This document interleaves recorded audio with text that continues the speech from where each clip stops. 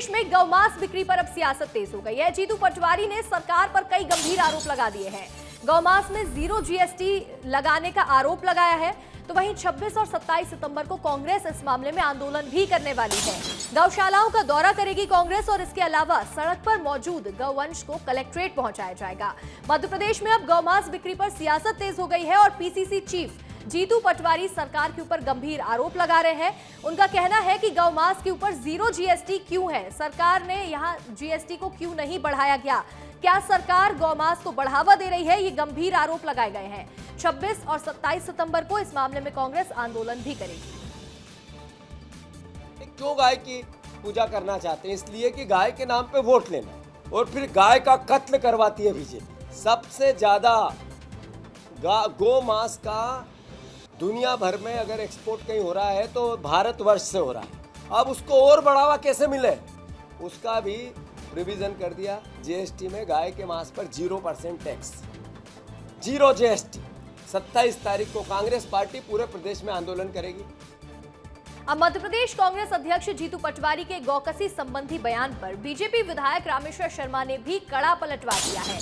उन्होंने कहा कि कांग्रेस का हाथ हमेशा से गौ तस्करों के साथ रहा है, जबकि बीजेपी सरकार ने प्रदेश में गौकसी रोकने के लिए सख्त कानून लागू कर रखा है।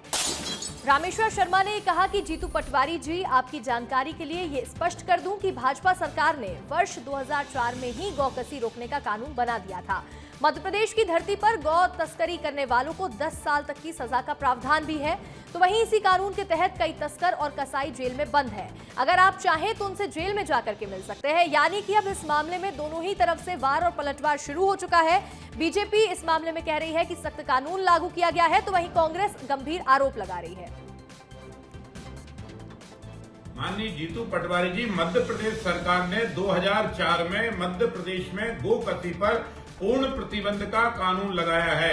कोई गौ माता के पशु को कोई भी स्लॉटर हाउस, कोई भी कसाई खाना या कोई भी इंडिविजुअल कसाई या जो गोकसी करने वाले लोग हैं, ये किसी भी तरह के गौ माता को अगर क्षति भी पहुंचाएंगे तो उस पर भी कठोर कार्रवाई है।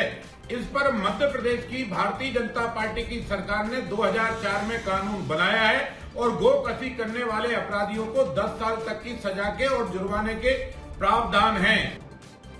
अधिक जानकारी के साथ हमारे सहयोगी विवेक राणा जुड़ रहे हैं। विवेक, देखिए, एक तरफ जहां जीतू पटवारी गंभीर आरोप लगा रहे हैं कि वोट पाने के लिए बीजेपी गौ पूजा करती है, तो वहीं दूसरी तरफ रामेश्वर शर्मा का ये कहना है कि गौ तस्करों के साथ हमेशा कांग्रेस का हाथ रहा है। अब ऐसे में वाकई ये गौवंश की चिंता है या फिर ये सिर्फ एक सियासी मुद्दा बनाया जा रहा है? बिल्कुल, गौकसी की बात करें तो मध्य प्रदेश में गौकसी को लेकर अब जो घमासान है वह दिखाई दे रहा है, क्योंकि जिस प्रकार से कांग्रेस के प्रदेश अध्यक्ष जीतू पटवारी ने एक बड़ा दावा किया है कि जो गौ मांस है उस पर जो जीएसटी है वह 0% है। वहीं भारतीय जनता पार्टी के जो विधायक हैं रामेश्वर शर्मा, उनका साफ तौर पर कहना है कि मध्य प्रदेश में और देश में गौ जो तस्करी करने वाले लोग हैं उनके लिए कड़ा कानून 10 साल पहले ही बनाया गया था और जो गौ की तस्करी करते हैं उनके खिलाफ सरकार कड़ी कार्रवाई करती है। 10 साल की सजा का प्रावधान रखा गया है। अब देखने वाली बात है कि आरोप प्रत्यारोप का जो दौर है वह शुरू हो गया है, मगर कांग्रेस के प्रदेश अध्यक्ष की बात करें तो उनका साफ तौर पर कहना है कि मध्य प्रदेश के अलग अलग जिलों में 25 और 26 तारीख को एक बड़ा आंदोलन करेंगे और तमाम जो गौशाला है वहां पहुंचेंगे और जो गाय सड़कों पर बैठी रहती है उनको वहां से उठाकर कलेक्टर कार्यालय ले जाएंगे और उनको बताएंगे, सरकार को याद दिलाएंगे। पीसीसी चीफ जो है वो यहाँ पर एक ये आंदोलन करेंगे, इसकी चेतावनी भी दे रहे हैं और गौवंश अगर सड़क पर मिले तो उन्हें कलेक्ट्रेट लेकर जाएंगे, ये भी उन्होंने चेतावनी दी है। आपका जुड़ने के लिए और जानकारी देने के लिए बहुत बहुत शुक्रिया विवेक।